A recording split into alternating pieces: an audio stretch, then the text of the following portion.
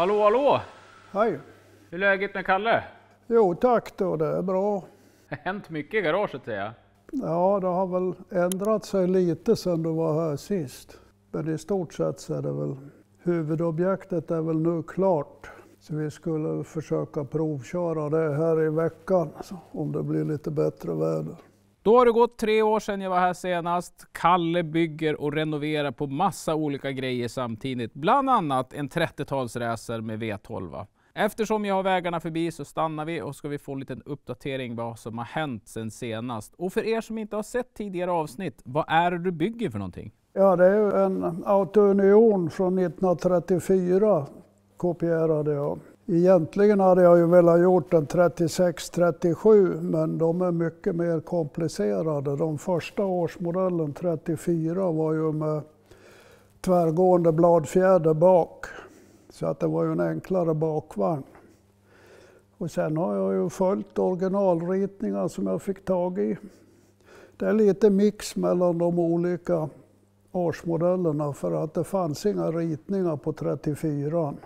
Men i stort sett så är det rätt. Och sen har jag gjort sittbrunnen lite större för att få plats. Men är man inte riktigt hemma så ser det ju rätt ut alltihop. Hjulbasen är 2,80 så jag misstänker att den är väl 3,80 någonting lång. Så den är alltså i originalstorlek. Det är exakta mått som originalet. Framvagnen har jag utgått från Volkswagen-delar eftersom det är Porsche som har konstruerat både den här bilen och folkvagnen. Så att det är lite små förändringar. Men annars ser det ut som original. De här bärarmarna var raka. Det är ju det enda synliga skillnaden. Sen har jag ju byggt om den lite grann så att det ser ut som på Auto Unionen. Bromsarna är från någon Fiat lastbil. Första årsmodellen var ju dukklädd med aluminiumnos. Men jag har gjort det här i plast, nosen och akten. Och så är den dukklädd här nere. Och sen var det aluminium här. Krocksäkert? Ja, det tänkte man nog inte på den tiden. Ja, det där har jag fått av en bekant i Europa. Det är alltså en kopia på en original. Sen resten av instrumenten, de har jag ju satt dit själv. Och de hade en 200 liters tank här förr. Men det har inte jag. Utan nu har jag bara en 50 liters. Och så har jag kylan också här inne. Den satt fram original. Motorn är en BMW V12. Det skulle ju varit en 16-cylindrig motor, men det hittar man ju inte idag. Så att den är på lika många hästkrafter som originalet. Om man vågar så ska det väl vara lika snabb som på den tiden. Så har jag en Audi växellåda och så är det ju då en blandning av Volkswagen och egentillverkat bakända. Sen ska här egentligen sitta en kompressor, men jag har inte fått drivningen att fungera. Så att det är nästa sak att försöka få till. Så det ska sitta en kompressor här emellan. Får vi se hur det kommer att bli. Så jag får köra med förgasare så här i början. Motorn var ju insprutad innan. Jag har ju byggt om den så att här är ju ett insugningsrör och så har jag satt på 2 fördelare så att den ser gammaldags ut. Ja, sen fattas ju motorhuven men jag bryr mig inte om att sätta på den innan jag har provkört. Nej, motorn har förvånansvärt bra. Ja, jag hade strul med den oljebehållaren. Jag korsade slangarna för jag visste inte hur de skulle sitta. Av någon mystisk anledning fick jag få oljetryck på oljetrycksmätaren men jag fick inte upp oljan till ventilerna. När vi satte det rätt sen så är det, ja, den har gått jättebra. Sen är det ju svårt att ställa tändningen, man har ju inga markeringar utan det här är ju bara att lyssna och ställa. För det är egentligen 2 6-cylindriga motorer som sitter ihop. Så att tändningen går varannan tändning på motorerna. Men jag har inga markeringar. Så det var ju lite spännande, men det har gått rätt bra.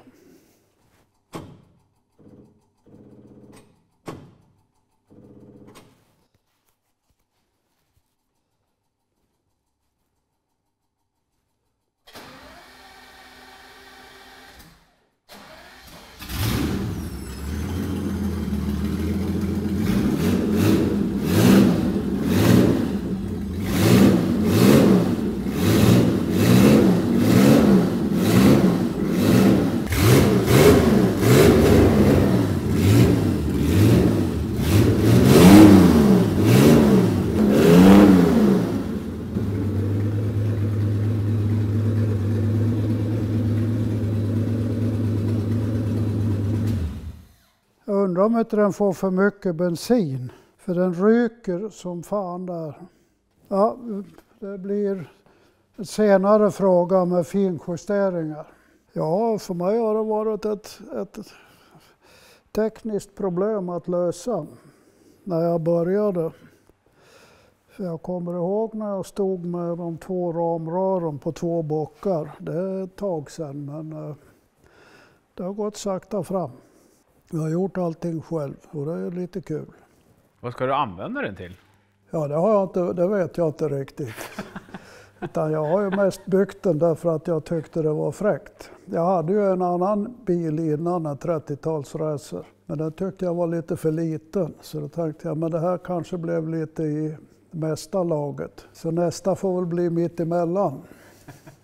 Så att det här blir ju mest uppvisningar och sånt eftersom jag har ju ingen ljuddämpning på den. Så att den är ju inte tillåten att köra på så hemskt många ställen i Sverige.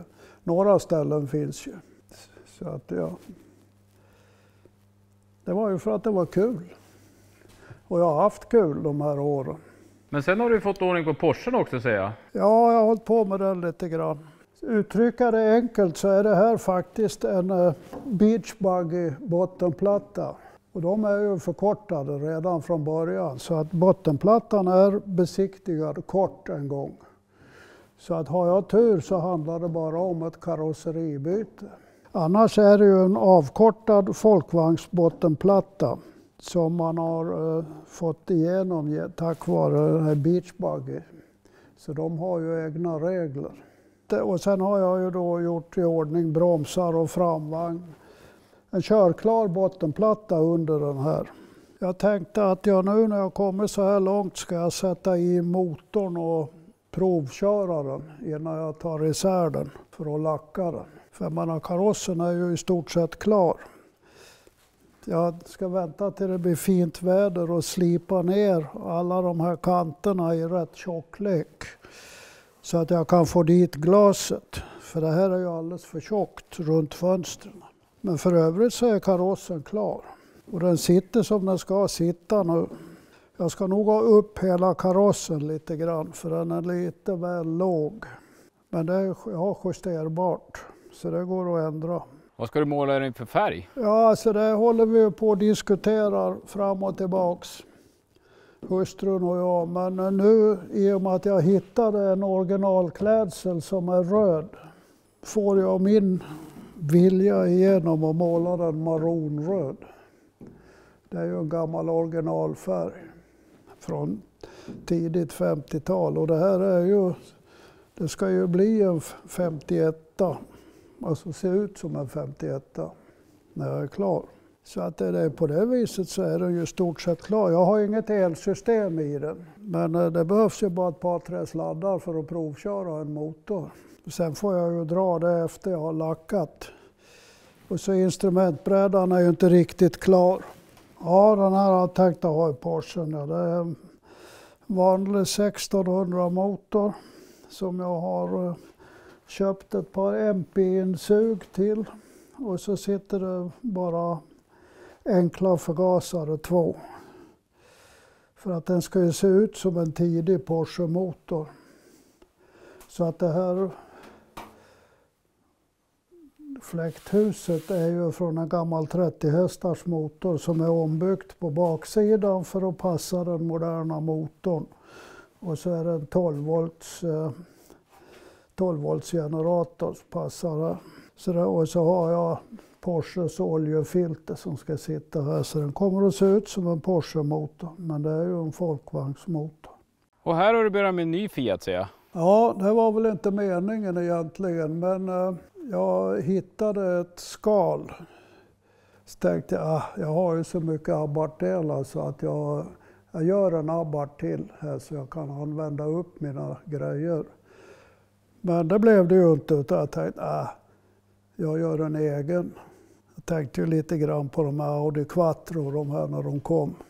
Så jag gjorde min egen kaross på den här och då upptäckte jag att den var ju betydligt sämre än vad jag trodde. Så jag har fått göra nya dörrstolpar och trösklar och runt om nya innerskärmar. Men höll du inte på med en Fiat 600 sist jag var här? Ja, men det var ju en bil som var före 1957 för den skulle passa till Mille Miglia. Men nu har de ändrat reglerna så att, de har inte ändrat reglerna på bilarna men på chaufförerna. Så att de har satt åldersgräns. Så då fick vi lägga ner projektet eftersom vi var bägge över. Och sen har de dessutom höjt anmälningsavgifterna så mycket så att det är ju inte ekonomiskt försvarbart. Så den fick rulla vidare. Så blev det den här istället. Jag gjorde i pappmallar först och tejpade ihop för att se ungefär hur det skulle se ut. Och sen gjorde jag i plåt och höll på. Så jag är ganska nöjd. Men det är lite finriktning och spackling kvar. Men jag väntar med det tills jag sätter den i lacksnurran. Det börjar jag väl med strax före jul. Det har ju varit ett hyfsat snabbjobb. Jag får se, det är ju Porschen och den som jag får hålla på med i vår, sommar. Ja, jag är ju här varje dag. 5 timmar minst.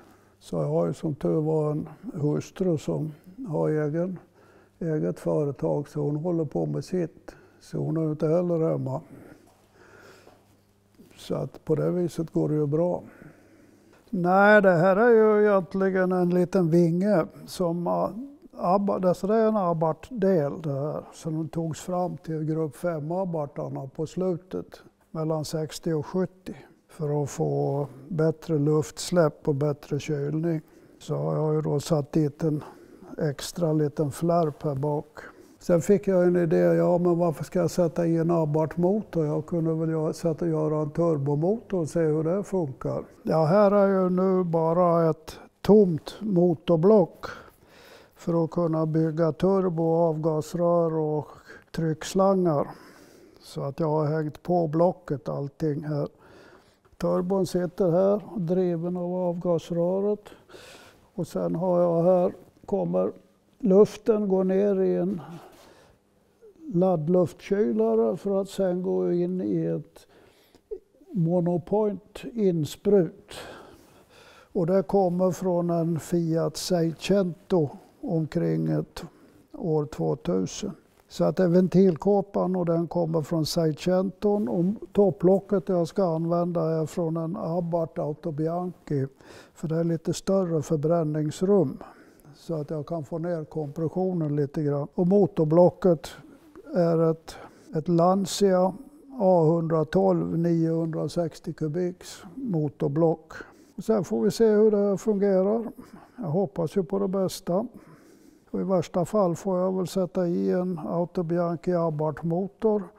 Eller jag har en Honda Goldwing-motor. Den får plats här i motorrummet i värsta fall.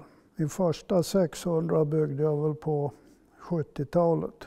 Och den går än i Danmark. Man kör backtävlingar med den.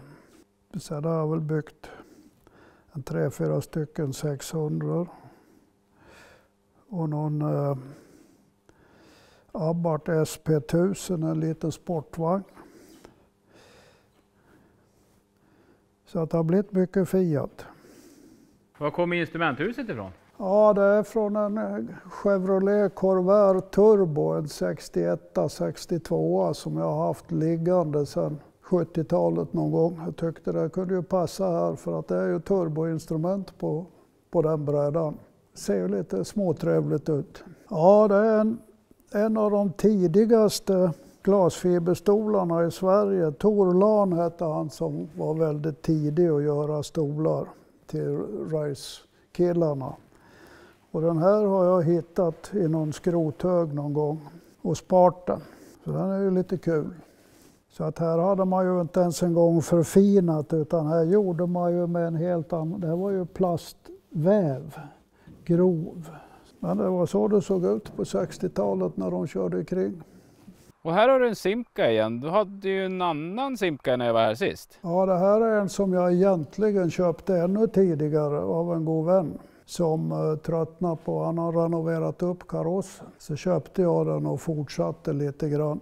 Sen kom någon och ville absolut att han skulle ha den istället. Och sen när han hade tjatat färdigt så fick han ta över den. Och så hamnade den till slut på museet i Simrishamn. Och när de sen skulle byta ut bilar så köpte jag tillbaks den. Och nu har den stått i 5 år då på museet och här 1 år. Så nu håller jag på att gå igenom bromsar och förgasare och allt sånt där för att köra med den. Ja, de har gjort ett bra jobb med inredning och lack. Motor är ju den här vanliga Simcan från 50-talet, 1300 kubikare. Så den hade de ju ända från 52 till 58. Så det här är en 57 då. Och det är ju en hardtop och inte en, så det är en 2-dörrars, så den är rätt ovanlig. Ja, här är ju sommarbilen då, en MG som jag renoverade för ett antal år sedan. Som jag tänkte jag skulle försöka få ut nu. Den är ju besiktigad och klar. Ja du, den köpte jag, ja det är väl 10 år sedan. Det var en högerstyrd gammal engelsk bil som var väldigt rostig, så jag har bytt den från kromlisten och neråt. Så den är helrenoverad och ombyggd till vänsterstyrd. Så det höll jag också på med 7-8 år, lite då och lite då. Så nu är den klar. Så jag byggde om den lite, jag gjorde en speedster av den istället, men jag har alla grejer till den. Det är ju bara en sommarbil nu. Jag hade lite dåliga hjul på den, men nu har jag skaffat andra, så att nu kunde den bli trevlig att ha i sommar. Ja, det är en bil som jag skaffade. Dels har vi en sån här, eller min fru har en sån där bil. Och sen så hade jag tänkt att eventuellt någon gång i framtiden bygga mig en Abarth 205. Ja, det här är då en Abarth 205 som kom innan han började hålla på att trimma Fiat 600. Den här är ju från 50 och 51. Nej, jag ska använda sidorna. Så att emellan hjulen så är linjespelet ungefär detsamma som på Abarthen. Jag bara gjorde på lite prov här och gjorde en instrumentbräda. Så det här är ju bara liksom gjort för att se hur det ska se ut, och så får det ju snyggas till. Och det är svårt att hitta nu för tiden, så man får vara glad för det man har behållit. Rutan ska inte vara högre än sådär. Ja, det har jag haft jag skrotade den här bilen på den tiden där det bara var en gammal bil. Så att de har jag nog haft i 40 år liggande.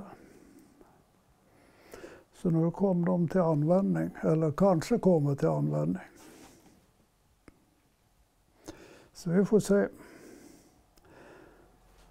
Och den här handskfacksluckan med det felstavade här, men det kommer från en annan gammal Fiat jag har skrotat, men jag tyckte det var så fräckt så att den får nog följa med. Ja, vad roligt att få se den nästan färdig nu då. Ja, det är trevligt att höra att du tycker. Jag tänkte jag kan komma tillbaka nu framöver och titta på Porschen och Fiaten när den blir klar. Jo då, du är välkommen. Då får vi säga på återseende, Kalle. Ja, fint. Tack ska du ha. Hej på dig. Hej, hej.